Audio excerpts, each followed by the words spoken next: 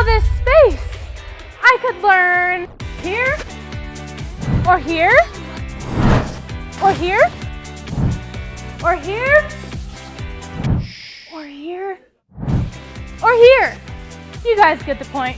Anyways, let's go check out the rest of the school. Hey guys, it's Kayla from Schola. I have to show you an incredible school. Right now I'm at CalCreative in Los Angeles, California. Ready to go check it out? Follow me.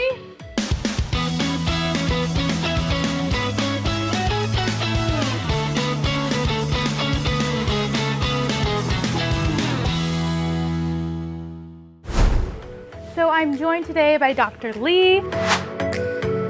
She is the principal and co-executive director here. So thank you so much for having us. No, thank you for this opportunity. Yeah, of course. So to get us started, I want to hear more about the mission at CalCreative. Oh, thank you for that question. Our mission is really unique. It's very progressive.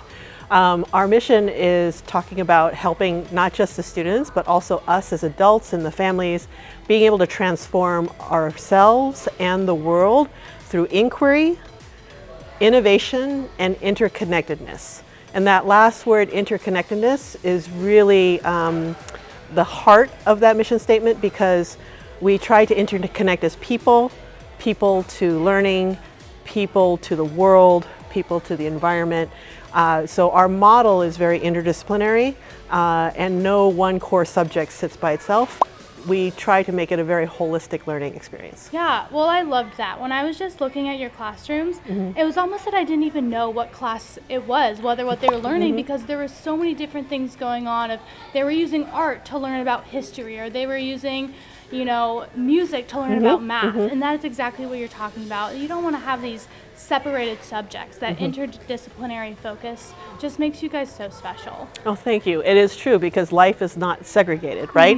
When we approach things in life, when we're thinking about challenges or problems we need to solve, we have to use all of our skill sets and not just content knowledge. Yeah, absolutely. So you guys definitely have a really unique approach to education. So tell me more about that teaching and learning style. Oh, thank you. It is very unique. It actually comes from philosophy from a long time ago. We follow sort of a Dewey model, a very constructivist model, where the belief system is that the child has voice and agency in their learning. And so when we approach teaching content, we don't say, here's the content you need to know, here's a model, copy the model. Instead, we propose them a problem of like, here is some content, and there's actually multiple ways of solving this, and there's no one right way. And it's going to require you to collaborate with your partners to figure this out. It's going to teach you some soft skills that are essential for 21st century learning, like communication and collaboration. So when you come to our school, you will find children engaging deeply into inquiry that allows them to shape the direction of where their learning is going. How does that happen when you have learners all over the place and different abilities? It actually is a wonderful sort of melting pot, where if someone is stronger in language arts and someone is stronger in math, when they come together to collaborate on a project, they will be able to utilize their strengths and still be a part of developing a really rich product. And so when we look at our projects, not only are they expressing learning through arts and cultures by taking that in, they are also expressing how they're learning by using the arts to show that. All the while allowing the other core content to live as sort of like the glue for the information that they're processing. We get agency and advocacy at all levels. At this point, when we think about the future, these children are not going to have just one career. They're going to have a lot of multiple options for them. And so what they need is not this idea of, am I filling the right box with what I know? It's more rather, how resilient and flexible am I with the tools that I'm being given, and how can I seek support from others about things that I know I may not be strong at.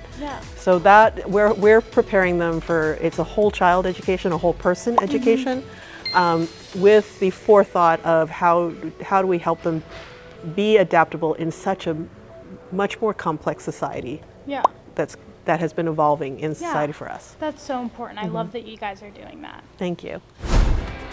So I'm joined today by 3 third graders. We've got Mimi, Pearl, and Keikoa. So Mimi, I want to hear, what is your favorite class here at CalCreative? I don't really know. They're all really good, but my favorite is doing math. Doing math? Yeah, what are you learning about in math right now? Fractions and other kind of stuff that I can't think about right now. Very cool. And Pearl, I see there's a lot of artwork going on here. What's your favorite art project that you've worked on? My favorite art project would probably be the yarn painting, where we paint a picture with pieces of yarn. Very cool. All right, Keikoa, you guys have a really cool campus. What is your favorite part about this whole campus? It's probably that all the other schools it's not really made in a warehouse. It's cool that it's in a warehouse. Yeah, you guys have a lot of open spaces. Do you have a favorite class or teacher that you like to go to on this campus? It's probably PE and Mr. Vanger. Very cool. What's your favorite activity in PE? Probably dodgeball. Dodgeball. Well, this is so cool. I wish I could have gone to a school this cool when I was your guys' age. So I'm joined now by Mr. Z. He's the Director of Student Support Services. Thanks so much for joining us. Absolutely. So I'd love to hear 3 things that really stand out to you and make this school so unique. Sure. So here at CalCreative, outside of our physical environment, which I would say is very unique among schools, but really when it comes to the substance of this school, top thing for us is the way that we approach arts and learning. Right? Here at our school, rather than just using art as a way of supplementing learning, here, write an essay, then draw a picture, right? Rather than just doing that, we really try to dive deep into the arts, both for their own sake, but also to see, what those connections are, with the other learning that students are doing. So we refer to this as arts integration, right? Or an arts integrated approach to learning, because, as an example, as students are learning about fractions and math, they're also learning about music ontology, right? And so they're able to talk about, whole notes, half notes, quarter notes, etc.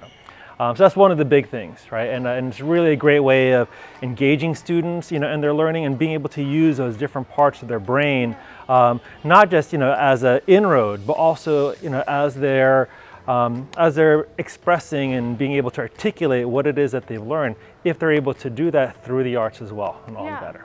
Yeah, so that's one. I would say a second unique characteristic about our school has to do with the way that we approach social and emotional learning, right? I mean, this is a really big part of our program, big part of our curriculum, big part of our mission and our vision. We see our students as, citizens of the entire world, and we want to prepare them for that, right? So whether or not that involves, looking at their capacities and their abilities, right, that we want to develop, such as their independence and self-reliance, their ability to collaborate with others, their ability to be able to self-regulate. So there's that, plus, how we approach conflict. I think that can be a really unique thing here as well, which is tied to that social emotional learning. Really seeing that conflict, as an opportunity to be able to learn how to develop those, conflict, negotiation, and management skills, right? As well as just how to be, kind to one another overall. So I would say that's a big number 2 for us. Number 3 is really the way that we approach our learning, which I know is similar to, it's similar to a lot of other schools in the way that we really try to embrace collaboration.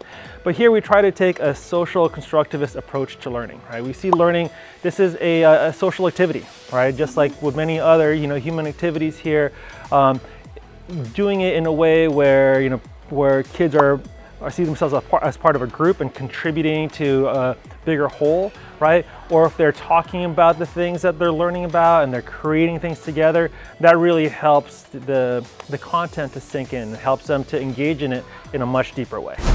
So I have to say, you guys have an incredible campus. How you've just transformed this warehouse to be such an amazing and engaging space. Tell me more about your campus.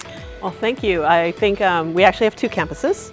Earlier on, we started with just this location as a main flagship back in 2010. Before that, we were in different places. But coming here really landed us in Northeast LA. We actually draw students from all over the city to come here for our program. And part of it is the structure. And there is a component in education where they talk about the environment is a third teacher.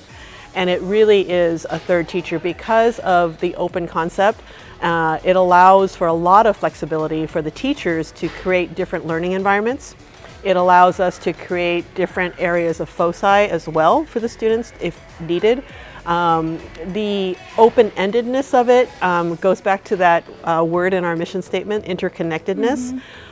The students are very aware of being able to move from one space to another, from class to class, grade level to different grade level, so that there is a real sense of being connected in a community within this building.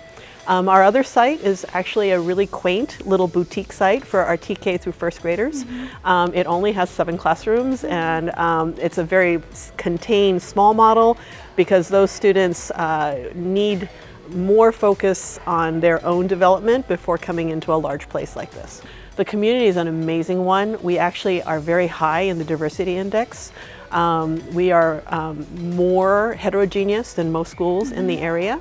And that is socioeconomically, neurodiversity-wise, religion, ethnicity, etc. So it is a great place to be with people who may have views that different from your own. And that is an essential skill set for students moving forward in the world, in our global economy, right? And our global connectedness. And so the families get very involved. Our parents and caregivers are wonderful. They help us with family events. There is a super strong PTSA. There are events like, you know, they just did Angel City Night. There was a 4th, 5th grade dance. We just had a jogathon. Every month there is a minimum of 1 or 2 things for the community to be able to engage with the school upon. There's also a JEDI committee, or Justice, Equity, Diversity, Inclusion, that includes parents. We also have a green team. We have a wellness committee as well. So there is a lot of contribution back in. We also bring our parents in as experts at times. So 4th graders do they work with the One Water LA engineers, and there's a unit that they start to iterate what would be some designs that would be helpful to our local community for water reclamation and recycling and capture. But then we also bring in expert parents to help them with their design iterations if they have that expertise. So then for any families who might be interested in enrolling their students here, where should they head to learn more information? Oh, well, they can come to our website, which is www.calcreative.org. There's information about our philosophy, our programs, all of our committees, and they can always sign up on that website for a school tour and come visit either of our campuses or both. We're happy to have them. Perfect. And you can also go to Schola.com. Thank you again so much for having us today. No, thank you. It was a pleasure. And that's the wrap at CalCreative. Make sure to like and subscribe, and we'll see you guys at the next school.